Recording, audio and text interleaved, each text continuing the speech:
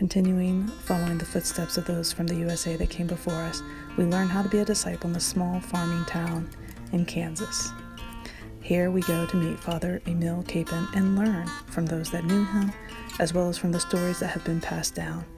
Here is the parish church, and this is the monument they built, depicting Chaplain Kapaun carrying a wounded man when he was a prisoner of war. It's here on these grounds that we see the museum in the former rectory where Father Kapaun, after becoming a priest, spent 3 years as a parish pastor at his hometown parish. It was here in this church where he was baptized and brought into the faith as a child of God. It was here at this altar rail that he received his first Holy Communion, and it was here with this crucifix that he would serve as an altar server, the high altar where he would celebrate Mass and where he would minister to the people of this small farming community. The church is a beautiful church, and the people continue to ask for Father Kapaun's support.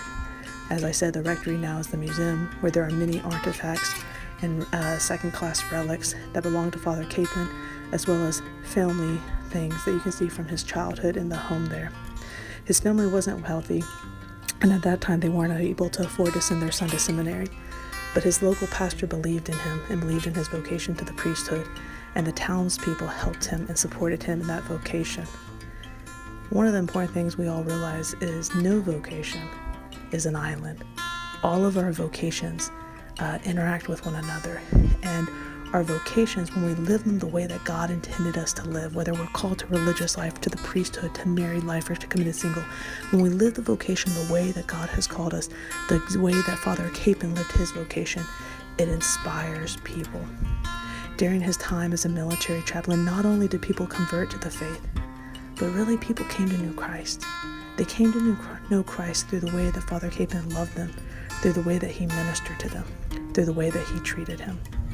When you hear the stories told from those that were in the prisoner of war camp with him and how they survived because of Father Kapaun's love and mercy that he encouraged all of them to do, and the compassion he showed them, and the compassion that they continued after his death, we can have a better understanding of how you and I are called to be those same servants, to love as the way that Christ loved. They have a model showing the prisoner of war camp as it was in Korea, as well as showing Father Kapaun ministering to people. He put his own health at risk so often to care for others, to give other people his rations. And when he was leaving, the beautiful words he says, "Don't worry about me, boys. I'm going to where I always wanted to go. And when I get there, I'll say a prayer for you." This is inside the rectory, and that's where his parents were told that Father Kapaun was killed in action. These are the graves of his parents there in the small farming community, and the marker where they put for him upon his death. His remains should be coming back to the USA.